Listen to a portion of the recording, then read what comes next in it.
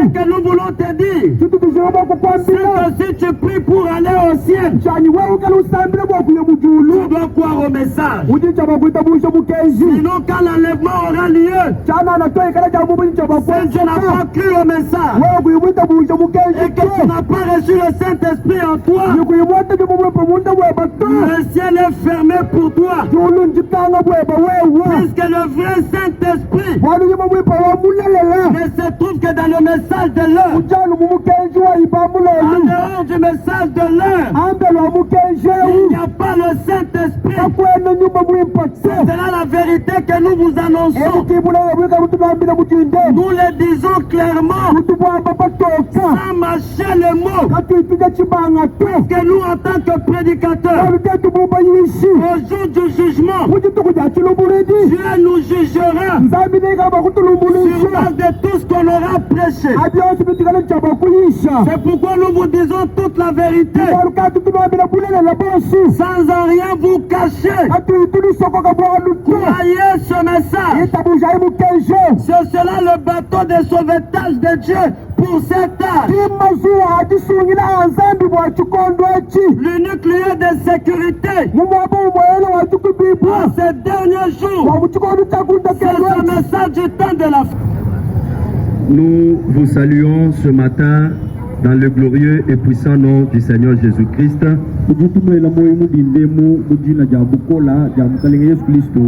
Que Dieu vous bénisse, vous tous qui allez nous suivre ce matin.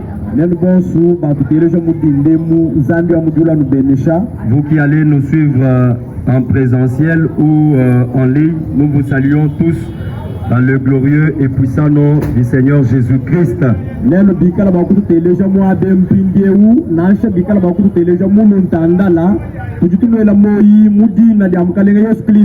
Que le nom du Seignor Jésus-Christ soit loué et béni ce matin pour l'opportunité qu'il nous a accordée, celle d'avoir la vie. Il a aussi voulu que ce matin nous puissions nous retrouver ici afin que nous puissions partager la parole de Dieu. Alors que les uns et les autres attendent que le salongo finisse, nous pouvons aussi profiter de cette occasion pour partager la parole de Dieu. Puisqu'il est écrit que le ciel et la terre passeront, mais la parole de Dieu ne passera pas. Je suis votre frère éternel Kasonga. Je suis prédicateur du message du temps de la fin et pasteur de l'église triomphante. Une église du message qui se trouve à la pépinière Bonzola. Et alors nous avons encore voulu que ce matin nous puissions nous partager la parole de Dieu. Nous savons que les jours sont mauvais et qu'il est plus tard que nous ne le pensions. Et comme l'heure n'est plus, il est de notre responsabilité en tant que prédicateur de l'évangile de prêcher la parole à temps et à contre-temps, pourvu que chacun de nous tous écoute la parole de Dieu et que personne ne dise qu'il n'avait pas entendu. Voilà pourquoi nous nous tenons au coin de rue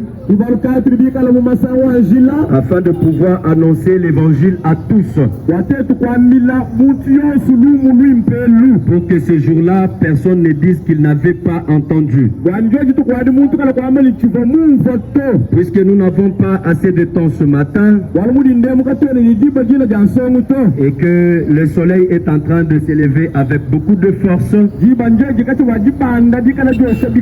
nous allons adresser un mot de remerciement au Seigneur afin de lui consacrer ces moments de prédication. Nous prions tous dans le nom de Jésus-Christ. Dieu bien-aimé, toi le créateur du ciel et de la terre, toi le maître des temps et des circonstances, le même hier, aujourd'hui et éternellement. Nous sommes heureux de nous retrouver ici ce matin pour partager ta parole, Père Céleste, avec ceux à qui tu as destiné cette parole. Sois celui qui va le faire ce matin. Et quand mon interprète et moi-même de la scène, bénis tous ceux qui nous suivront ici ou à l'internet. Tout cela pour ta propre gloire, dans le glorieux et puissant nom du Seigneur Jésus-Christ. Amen.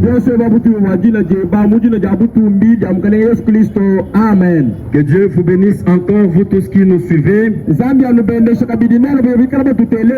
Et je crois que ce matin, encore par la grâce de Dieu, nous allons partager la parole de Dieu comme le samedi passé. L'Esprit du Seigneur nous a encore ramenés ici pour que nous partagions la parole de Dieu. La fois passée, nous avons parlé sur, je crois, la commission.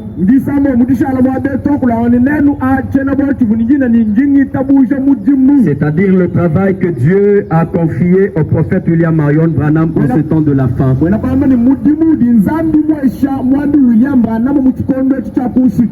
Nous vous avions attesté que le prophète William Marion Branham, comme nous l'appelons prophète, c'est en tout cas un prophète. Il n'est pas Dieu. Il n'est pas Jésus-Christ. C'est un serviteur du Seigneur Jésus-Christ. Nous nous tenons ici à ce point de rue pour que la vérité soit dite et que les interprétations erronées soient levées, que cela puisse être levé afin que nous puissions éclairer les choses. C'est ainsi que ce matin encore, par la grâce du Seigneur Jésus-Christ, lui qui est notre Dieu, le créateur de toutes choses visibles et invisibles, nous allons partager la parole de Dieu. Et avant de commencer, je vais ouvrir la Bible. Et je vous demanderai aussi de prendre note. Si vous pouvez avoir l'occasion de prendre note. Et si peut-être vous n'avez pas l'occasion de prendre note ou la possibilité, vous pouvez retrouver cette prédication sur notre chaîne YouTube. Notre chaîne YouTube, c'est Apôtre Éternel Kasonga. C'est cela le nom de notre chaîne YouTube. Et à partir de cela, vous pouvez suivre tout ce que nous dirons ce matin. Nous ouvrons notre Bible dans Actes chapitre 10 pour lire quelque chose qui va nous servir de base ce matin. La parole de Dieu dit ceci. Il y avait un homme à Césarée nommé Corneille, centenier de la cohorte dite italienne. Il était le chef d'un groupe de 100 militaires. des 100 militaires.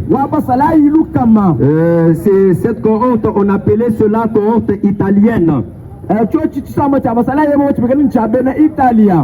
verset 2, la Bible dit: cet homme était pieux et craignait Dieu. J'aimerais que vous puissiez remarquer bien cela. Quand on parle de Corneille, on dit que Corneille était un homme pieux, il craignait Dieu. Il faisait beaucoup d'aumônes au peuple. Il faisait beaucoup d'aumônes au peuple. Il priait Dieu continuellement. Le verset 3 dit ceci: vers la 9e heure du jour, vers la 9e heure, la 9e heure ici c'est vers midi. La Bible dit ceci: il vit clairement dans une vision, et dans cette vision il vit un ange de Dieu qui entra chez lui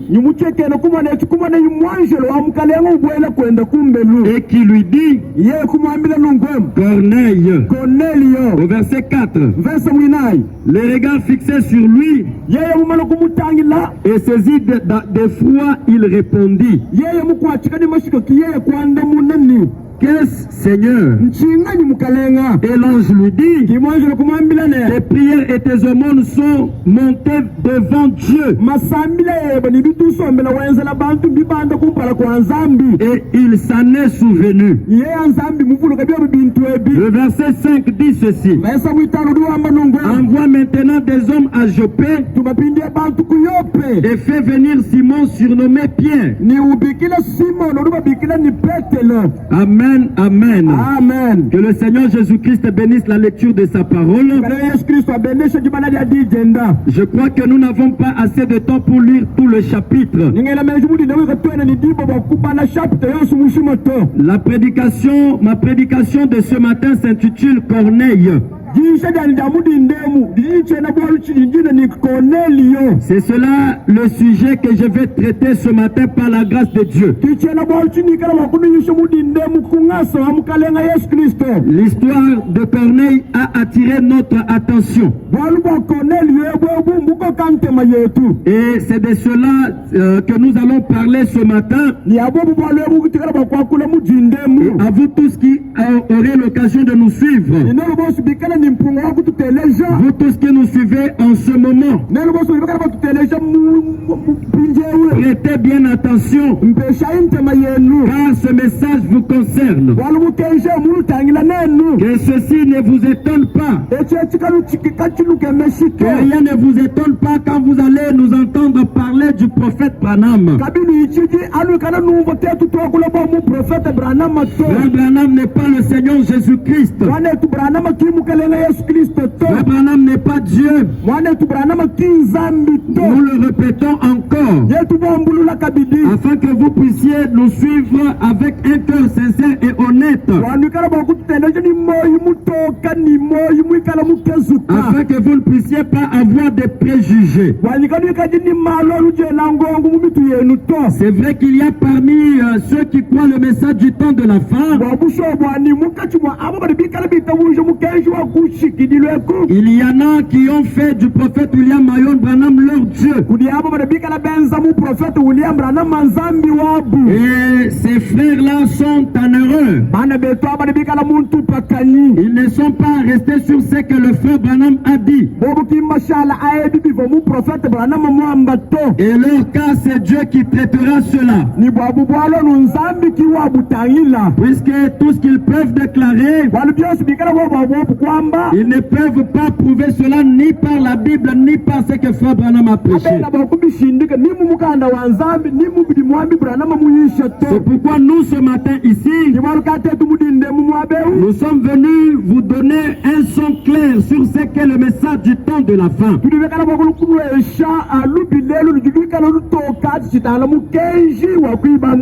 Je sais que chacun de nous tous ici,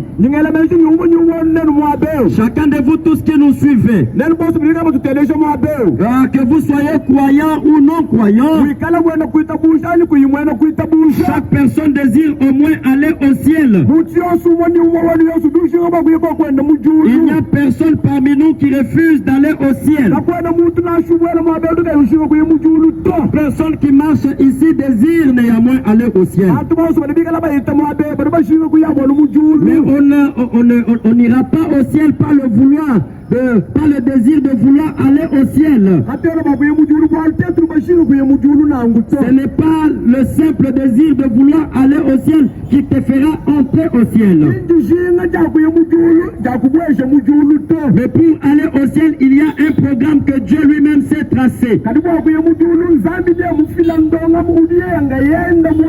Et c'est de ce programme, le Dieu-là, que nous allons parler ce matin.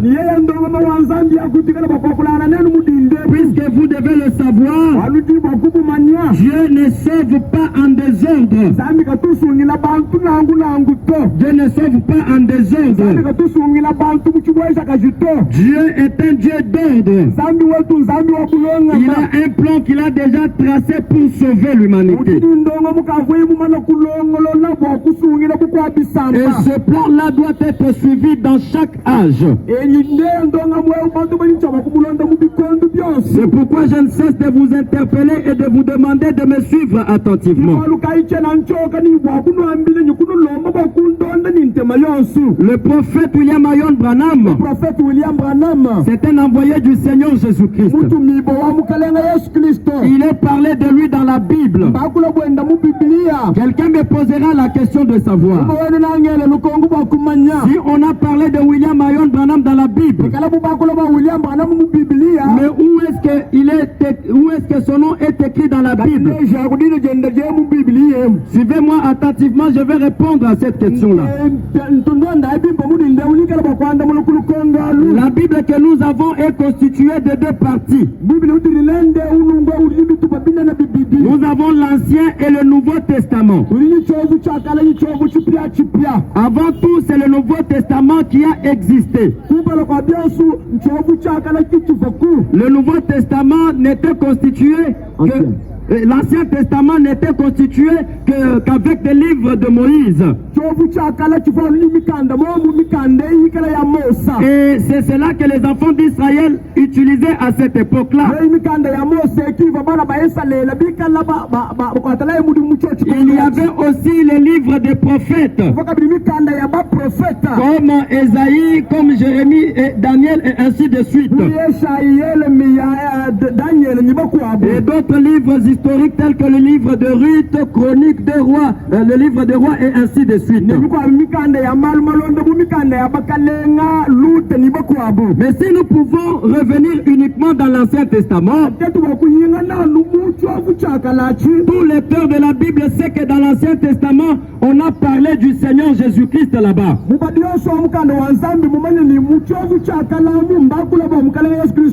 Mais si je donnais cette Bible à quelqu'un ce matin, donnez cette Bible à quelqu'un pour lui dire, si montrez-moi le nom du Seigneur Jésus-Christ dans l'Ancien Testament, personne ne me montrera cela.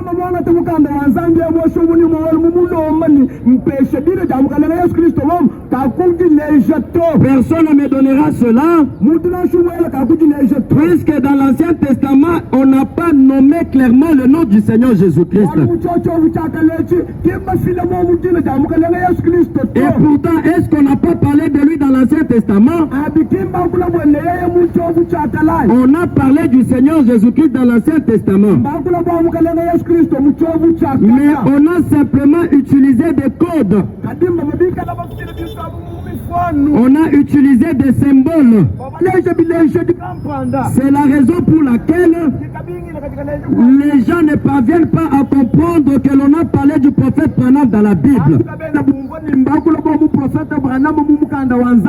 Il est parlé de lui dans la Bible, mais on n'a pas nommément cité son nom. C'est pourquoi mes frères et sœurs, suivez-moi attentivement. Ce message que nous prêchons n'est pas destiné à tout le monde. Ce message est destiné à un petit groupe de gens. Il est destiné à un peuple prédestiné. Un peuple prédestiné avant la fondation du monde. Et donc, si vous remarquez dans la Bible, si vous lisez dans le livre d'Apocalypse, à partir du chapitre 1er, au verset 16 là-bas, l'apôtre Jean, qui était le visionnaire du livre d'Apocalypse,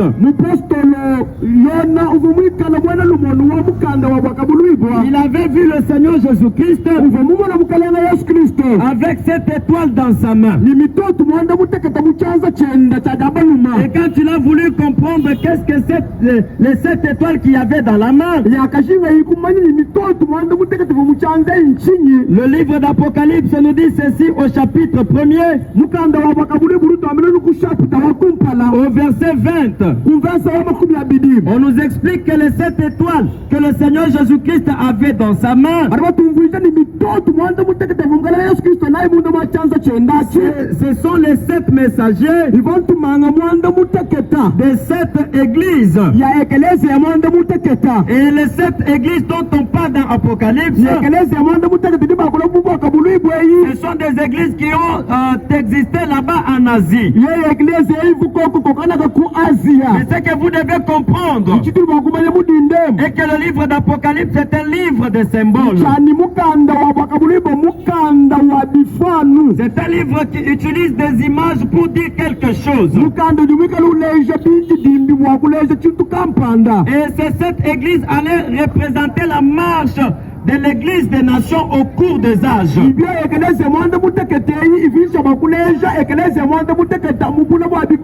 Et chaque église devait avoir un ange. Et le mot ange qui est utilisé dans le livre d'Apocalypse, parmi les anges qui étaient dans la main du Seigneur Jésus-Christ, il ne s'agit pas des anges ayant des ailes comme vous le savez, mais il s'agit des messagers, des êtres humains qui devaient apporter un message.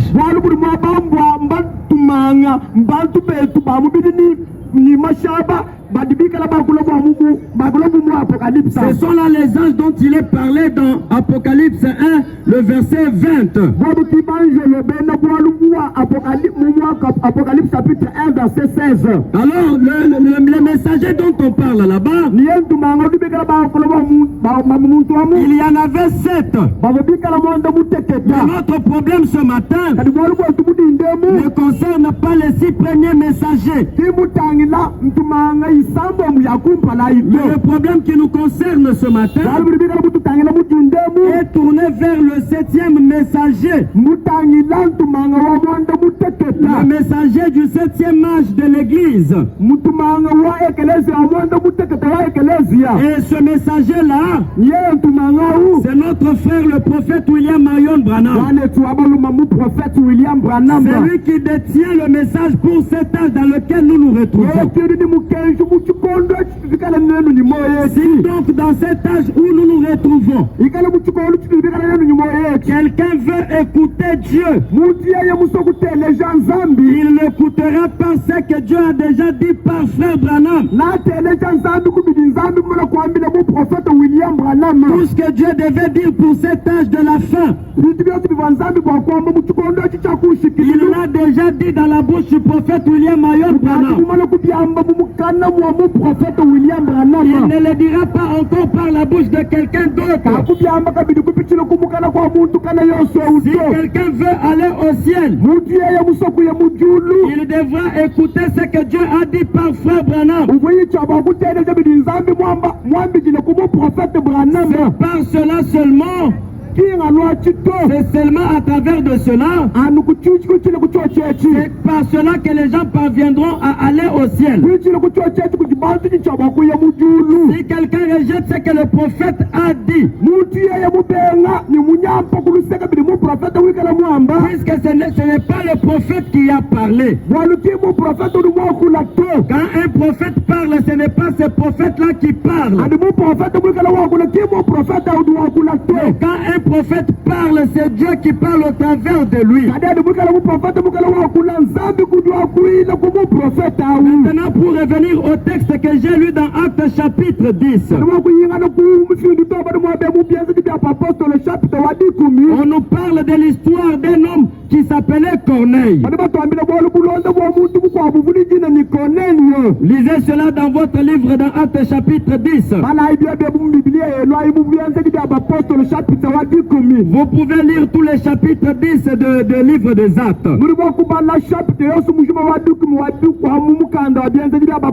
La Bible commence à nous expliquer comment était la vie de Corneille.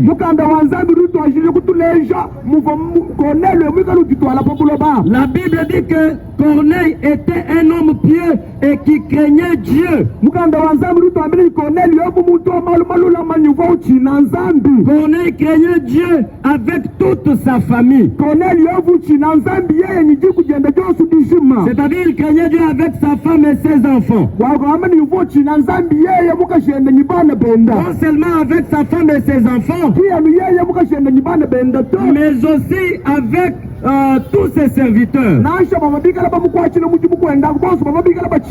La Bible nous dit que Corneille était un homme bon.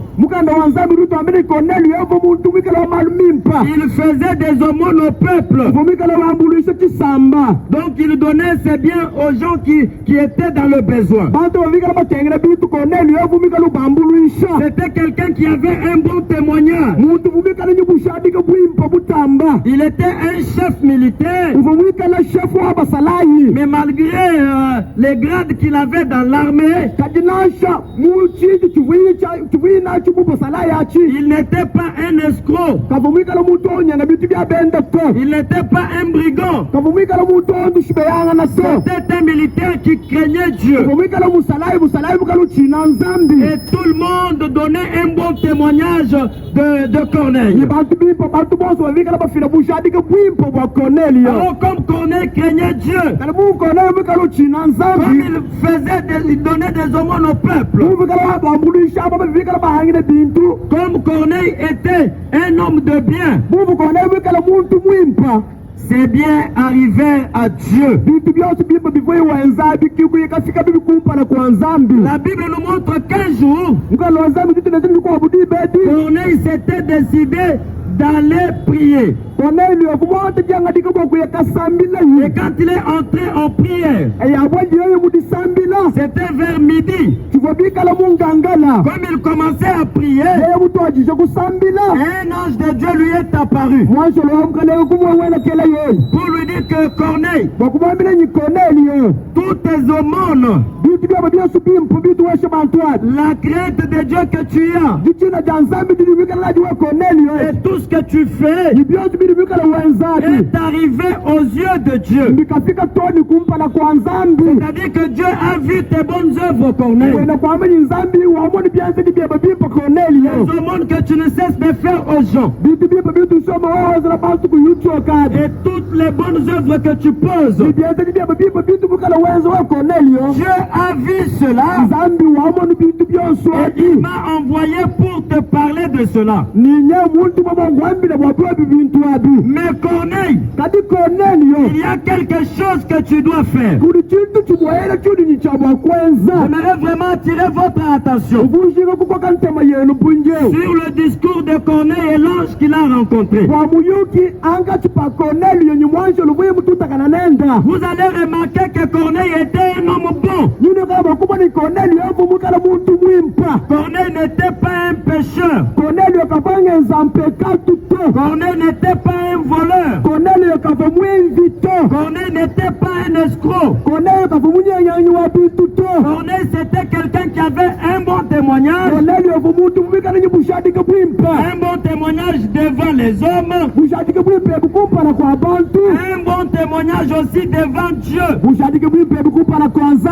Mais malgré le bon témoignage que Corneille avait, malgré la crainte de Dieu que Corneille avait,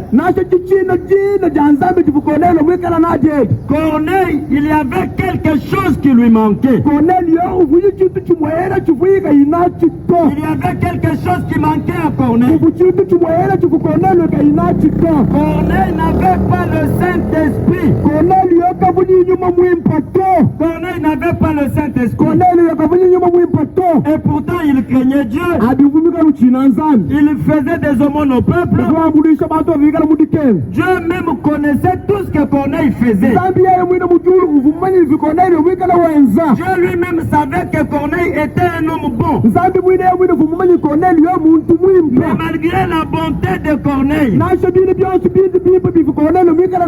sa bonté ne pouvait pas lui donner le Saint-Esprit. Sa bonté ne pouvait pas lui donner le salut. La crainte de Dieu qu'il avait ne pouvait pas lui donner le salut. Le bon témoignage qu'il avait dans son quartier ne pouvait pas lui donner le salut. Mais maintenant, suivez-moi encore attentivement. Qu'est-ce que Corneille devait faire pour avoir le salut? Puisque quelqu'un peut dire ce matin que moi je suis bon. Chaque samedi comme aujourd'hui là, je donne des aumônes aux veuves.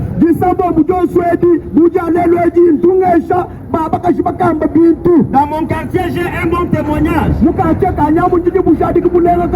D'ailleurs, moi-même, je suis un pasteur. Je suis un chantre. Je suis quelqu'un de droit dans ma vie. Ma maison craint le Seigneur.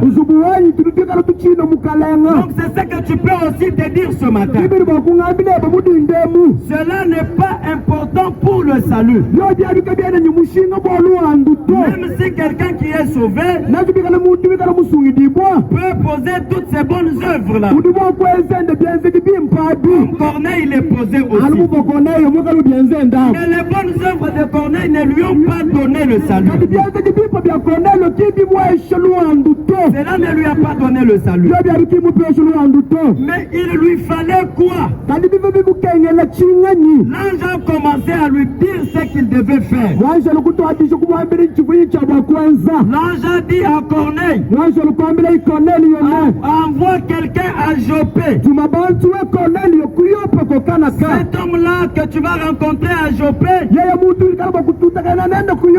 il s'appelle Simon-Pierre.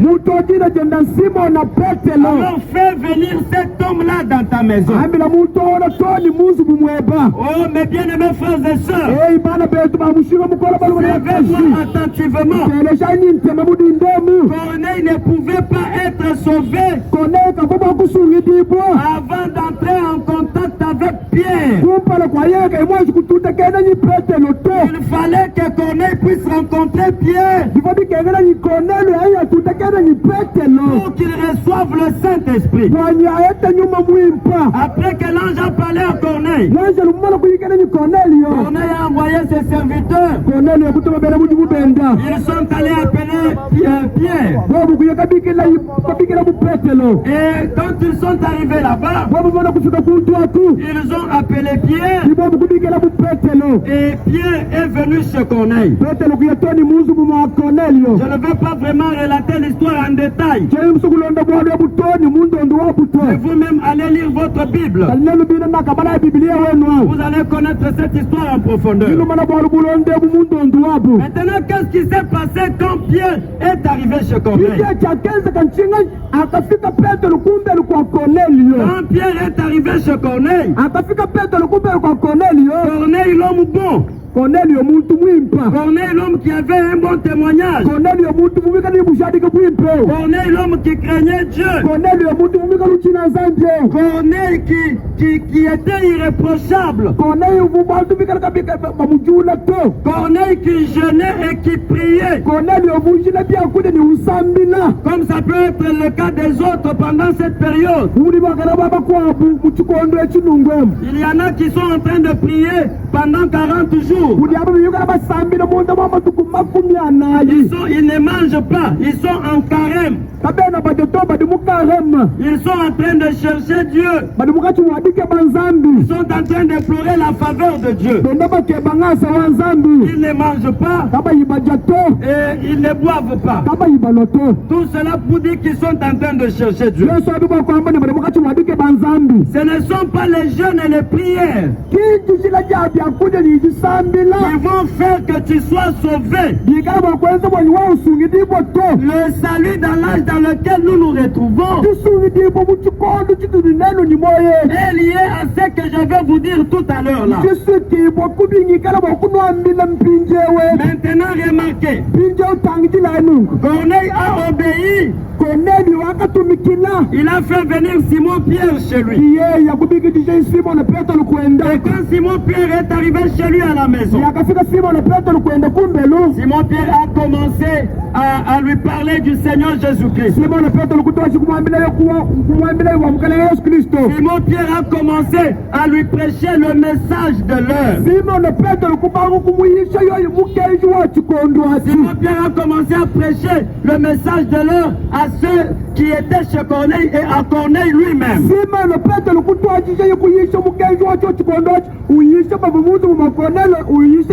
Et pendant qu'il prêchait le message,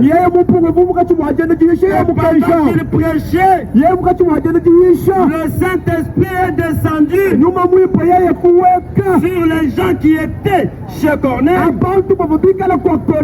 Il est descendu même sur Corneille lui-même. Le Saint-Esprit est descendu sur ces gens qui étaient des païens, qui ne connaissaient pas Dieu. Le Saint-Esprit est descendu pendant que Pierre était en train de prêcher ce Corneille. Et les gens étaient tous étonnés de voir que ces gens-là parlaient en langue. Ils prophétisaient. Il y avait la puissance de Dieu. C'est cela l'histoire de Corneille. Et si vous remarquez bien, Corneille n'était pas un juif. Corneille était un homme des nations, un païen comme nous. Mais malgré cela, Corneille craignait Dieu. Il priait Dieu, peut-être selon les lois de Moïse. Oui, il priait Dieu peut-être selon les lois de Moïse. C'est pourquoi il pouvait faire des aumônes. C'est pourquoi tout ce qui avait trait à la morale, il respectait cela. Mais pour que Corneille reçoive le Saint-Esprit, mais pour que Corneille reçoive le salut, il devait croire au message de l'heure. Le message de l'heure qui était prêché par Pierre en ce temps-là. La crainte de Dieu de Corneille ne pouvait pas lui donner le Saint-Esprit. Cela ne pouvait pas lui donner le salut. Il croyait en Dieu. Sa foi en Dieu ne lui a pas donné le salut. Il fallait qu'il entre en contact. Quelqu'un qui prêchait le message de son temps. Et quand il est entré en contact avec celui-là, c'est à ce moment-là que le Saint-Esprit est descendu. Il a eu le salut. Mes bien-aimés frères et sœurs, quelle est la leçon? Quelle est la leçon que nous pouvons tirer de cette histoire de Corneille? La première chose que nous devons tirer comme leçon, c'est que toutes les bonnes œuvres que nous faisons, Dieu voit cela. Toutes les bonnes œuvres que quelqu'un pose, Dieu voit cela. Mais la chose suivante, c'est que ce ne sont pas les bonnes œuvres. Ce n'est pas le fait de donner des aumônes. Ce n'est même pas la crainte de Dieu qui peut amener quelqu'un au salut. Parce que nous l'avons vu avec Corneille. Corneille n'était pas sauvé jusqu'au jour où il a cru au message de l'heure. Le message de l'heure qui était prêché par Pierre. Si Corneille avait dit, moi je ne vais pas croire en Pierre, moi je vais continuer à croire en Dieu, Corneille n'allait pas recevoir le Saint-Esprit. Corneille n'allait pas recevoir le salut. Corneille, c'est vous tous qui me suivez ce matin. Corneille, c'est toi qui me suis ce matin. Tu crains Dieu. Tu donnes de l'aumône aux pauvres. Tu fais tout ce qui est bien. Tu vas dans des montagnes. Tu fais des jeûnes et des prières pour plaire à Dieu. Tout ce que tu fais là est bien. Mais tu n'auras pas le salut tant que tu n'auras pas cru au message de l'heure. Si tu ne crois pas au message de l'heure, même si tu es évêque, même si tu es apôtre, même si tu es pasteur, même si tu es docteur, même si tu es évangéliste, que tu sois riche ou pauvre, si tu ne crois pas au message de l'heure, mais que tu continues néanmoins à poser de bonnes œuvres, cela ne t'apportera pas le salut. Le salut se trouve dans le message de l'heure. Le message de l'heure, c'est que Dieu a envoyé un prophète. Dieu a envoyé un prophète, William Marion Branham, pour préparer le peuple de ce dernier âge, pour les préparer à l'enlèvement. Si vous espérez être enlevé, vous devez croire au message de l'heure. De la même manière que Corneille l'avait fait. Si vous n'agissez pas de la sorte, vos bonnes œuvres ne vous amèneront nulle part. Que vous soyez pasteur, que vous soyez chantre, que vous soyez n'importe qui. Non, c'est que Dieu veut. Le plan de Dieu pour aujourd'hui, si tu veux aller au ciel dans cet âge, tu dois croire au message du temps de la fin. Puisqu'il n'y a que dans ce message, c'est ici que l'épouse de le Christ est préparé. Ces choses que nous prêchons sont difficiles. Ces choses que nous prêchons sont dures. Ces choses que nous sommes en train de dire sont préparées pour l'épouse de Dieu. C'est à cette épouse-là que nous sommes en train de nous adresser ce matin. Vous avez déjà entendu parler de ce message maintes et maintes fois. Et aujourd'hui, Dieu nous envoie ici pour te parler encore de ce message. Ce que nous voulons te dire, c'est que si tu pries pour aller au ciel, tu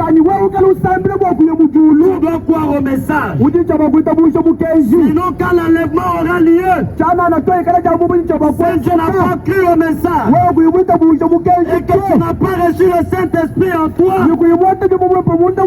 le ciel est fermé pour toi. Puisque le vrai Saint-Esprit ne se trouve que dans le message de l'heure. En dehors du message de l'heure, il n'y a pas le Saint-Esprit. C'est là la vérité que nous vous annonçons. Nous le disons clairement, sans mâcher les mots. Que nous, en tant que prédicateurs, au jour du jugement, Dieu nous jugera sur base de tout ce qu'on aura prêché. C'est pourquoi nous vous disons toute la vérité, sans en rien vous cacher. Croyez ce message. C'est cela le bateau de sauvetage de Dieu pour cet âge. L'unique lieu de sécurité pour ces derniers jours, c'est le message du temps de la fin. Vous pouvez dire, mais moi aussi je crois à Dieu. Je connais le Seigneur Jésus. Tout ce que tu peux dire est bien. Mais Dieu ne sauve pas des hommes. Le plan de salut pour Dieu en ces derniers jours, c'est que Dieu a envoyé un prophète. Et que ce pas le message de ce prophète que le peuple de Dieu est préparé à l'enlèvement. Acceptez ce message. Cela vous fera du bien. Cela vous sauvera. Cela vous changera. Cela vous transformera. Et fera de vous des chrétiens. Vous devriez être. C'est cela le message que nous sommes venus vous apporter ce matin.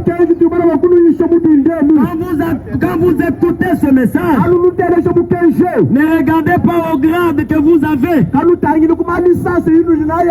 Ne regardez pas aux titres ecclésiastiques que vous avez. Ne regardez pas au grade que vous avez dans vos églises. Si tu refuses de croire au message, pour garder le poste que tu as dans ton église, l'enfer, la route de l'enfer est grandement ouverte pour toi. Mais nous sommes ici pour vous dire de ne pas continuer sur cette lancée-là. Sortez du monde. Sortez des dénominations. Croyez le message. Le message, c'est le Seigneur Jésus-Christ lui-même. Sortez du monde. Sortez des traditions. Venez vous-même entrer en Christ. Et recevez le Saint-Esprit. C'est cela que nous sommes venus vous dire ce matin. Suivez ce message. Croyez-le. N'endurcissez pas votre cœur. Puisque ce travail que nous faisons ici ce matin, Dieu enregistre cela. Comme nous aussi nous enregistrons cela. Ce que nous enregistrons ici peut se perdre. Mais l'enregistrement de Dieu ne se perdra pas. Vous avez entendu le message que nous sommes en train de prêcher. Vous avez compris que pour recevoir le Saint-Esprit, il faut croire au message de l'heure. Et vous devez le faire. Nous ne supplions personne, mais nous annonçons la vérité pour que ceux qui se sentent concernés, qu'ils viennent et qu'ils croient ce message. Avoir le Saint-Esprit, ce n'est pas parler en langue. Même les démons parlent aussi en langue. Avoir le Saint-Esprit, ce n'est pas prêcher. Même les démons prêchent aussi. Avoir le Saint-Esprit, ce n'est pas voir des visions. Même les sorciers voient aussi des visions. La preuve que tu as le Saint-Esprit en toi, tu quitteras la dénomination pour croire au message de ton temps. C'est cela qui prouvera que tu as le Saint-Esprit. Mais si tu continues à rester là, cela est un témoignage que tu n'as pas le Saint-Esprit. Et si tu veux la voir, fais comme Corneille l'avait fait. Quand Dieu a parlé à Corneille, Corneille n'a pas dit à Dieu, moi je suis un homme bon. Qu'est-ce que je dois encore faire chez cet homme-là auprès de qui tu m'envoies? Corneille a obéi. Puisque la foi c'est l'obéissance. Et le message que je prêche ce matin, c'est un message qui se croit par la foi. Il n'y a pas des analyses à faire. Ceux qui font des analyses ne croiront même pas en Dieu. Ceux qui font de la philosophie, qui font des raisonnements, ils ne vont pas même croire en Dieu. Parce que si nous voulons prouver Dieu logiquement, si nous voulons expliquer Dieu logiquement, nous allons découvrir que Dieu n'existe pas. Mais Dieu se croit. Dieu se croit. Et la foi c'est la révélation. La révélation même c'est quelque chose que vous ne pouvez pas expliquer à quelqu'un. Mais c'est quelque chose que vous ressentez en vous. Il vous dit que c'est que ce prédicateur-là est en train de dire est la vérité. La terre est déjà vieille. Elle est vraiment vieille. La terre a connu un commencement. Et elle est en train d'étendre à sa fin. Tous les signes indiquent que nous sommes à la fin. Tous les signes indiquent que nous sommes à la fin. Il se peut qu'après quelques minutes, le monde ne puisse plus exister. Puisque le dernier signe qui devrait être manifesté de Dieu qui vient dans la chair humaine, ces signes-là ont déjà été manifestés. Tout ce que nous voyons là, ce sont des signes dérisoires, insignifiants. Le monde touche à sa fin. La terre sera brûlée. Certainement brûlée. Trouvez un refuge. Et ce refuge-là, c'est dans le message de l'heure. Pourquoi nous vous invitons à croire ce message? Ce n'est qu'en croyant ce message que vous sauverez votre âme. Ce n'est qu'en croyant ce message que vous sauverez votre vie. En dehors de ce message, il n'y a pas de vie, il n'y a pas de salut, il n'y a pas de lieu de refuge. Ce message est tout ce que Dieu avait réservé pour cet âge dans lequel nous retrouvons. Ce message est la dernière civilisation de Dieu. Il n'y aura pas d'autres civilisations religieuses en dehors de ce message. C'est pourquoi vous tous qui m'avez suivi ce matin, que Dieu vous bénisse de là où vous êtes en train de nous suivre. Je suis arrivé à la fin de ma prédication de ce matin. J'ai dit la vérité que je devrais dire. C'est que je n'ai pas annoncé. Le Saint-Esprit lui-même te le révélera. Maintenant que tu connais la vérité et que tu as compris que Dieu a envoyé un prophète dans cet endroit, et que c'est par le message de ce prophète que les gens sont préparés à l'enlèvement. Qu'est-ce que je peux t'inviter à faire? C'est de croire le message. Accepter le message. Dieu te bénira en faisant cela. Accepter le message. Et cela te préparera à l'enlèvement. Accepter le message. Puisque c'est le message qui te donnera, qui te remplira de l'authentique Saint-Esprit. Accepte ce message. Enlève le doute en toi. Le doute. Enlève l'incrédulité. Et la foi. Ne regarde pas ceux qui sont à côté de toi. N'aie pas peur de ceux qui te regardent. Car le salut est individuel. Le salut est individuel. Dieu sauve quelqu'un individuellement. Le salut n'est pas collectif. Dieu peut te sauver toi et laisser ton ami. Dieu peut te sauver toi et laisser tes parents.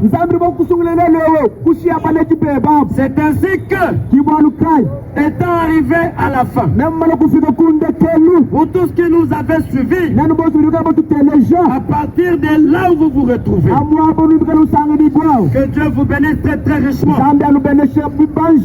Demain dimanche, comme vous avez cru ce message, vous qui avez cru, ne restez pas là où vous étiez. Faites un pas de venir écouter ensemble avec nous le message. Notre église se trouve à la pépinière Bonzola.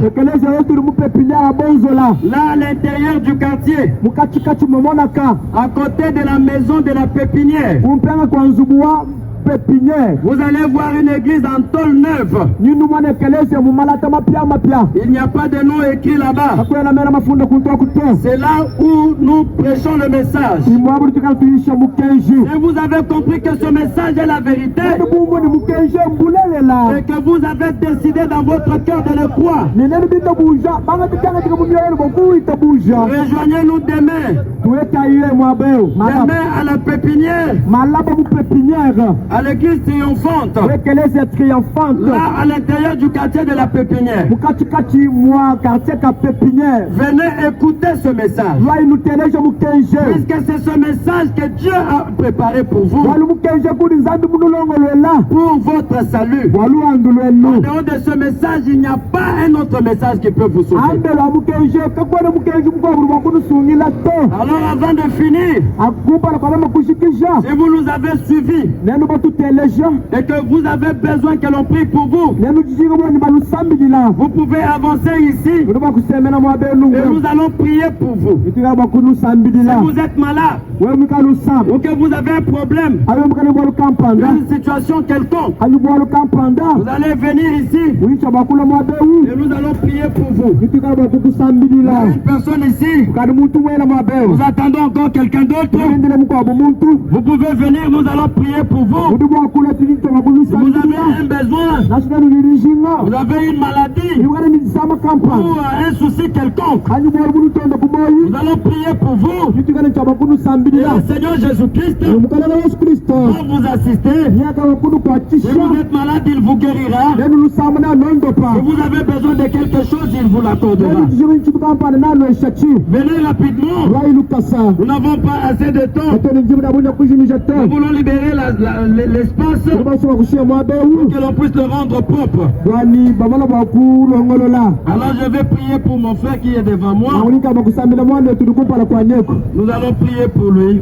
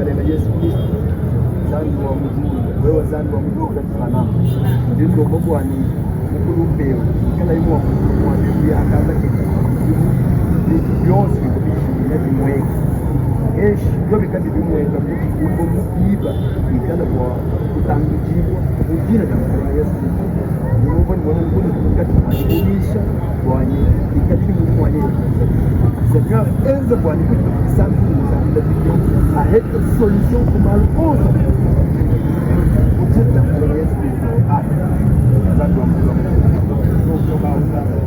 Ça va, il n'y a pas de problème.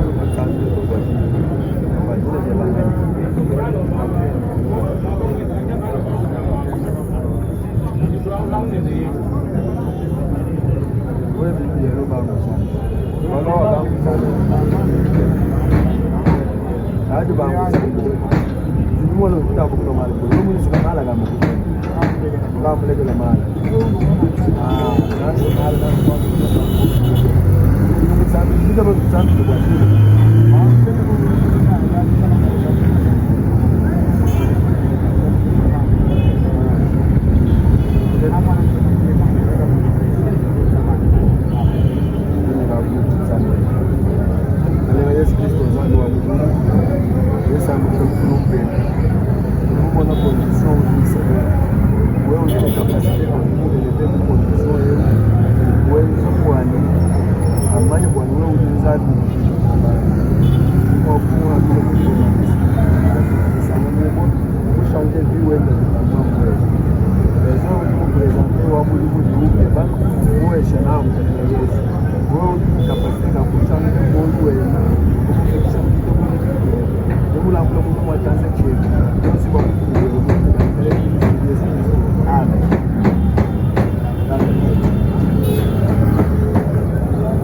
Que Dieu vous bénisse, vous tous qui nous avez suivis. Nous sommes vraiment arrivés à la fin de notre prédication de ce matin. Alors, par rapport à tout ce que nous avons prêché ce matin, si vous avez des questions à nous poser ou des éclaircissements que vous voulez avoir, vous pouvez nous appeler à notre numéro. Il y a un numéro WhatsApp et appel normal.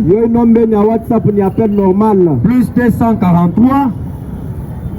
243 89 831 48 01 plus 243 89 831 48 01. Nous allons prier avant de nous séparer. Nous te bénissons, maître des temps et des circonstances. Toi le Dieu tout-puissant et tout-suffisant. Toi le Dieu qui ne change pas et qui ne faillit pas. Merci d'avoir été avec nous ce matin. Merci d'avoir commencé avec nous. Et merci aussi de terminer avec nous. Je remets tous ceux qui ont suivi la parole entre tes mains. Nous avons déposé la sémence, Seigneur. C'est à toi de faire croître cela, oh Dieu. Nous remettons tous ceux qui nous ont suivis ce matin entre tes mains. S'ils étaient malades, qu'ils soient tous guéris dans le nom de Jésus. S'ils avaient des problèmes difficiles, ils trouvent des solutions à cela dans le nom de Jésus. Nous serons heureux, Père Céleste, de voir certains parmi eux venir à l'église demain. C'est cela notre prière que nous t'adressons sincèrement. Dans le glorieux et puissant nom du Seigneur et Sauveur Jésus-Christ. Amen. Amen.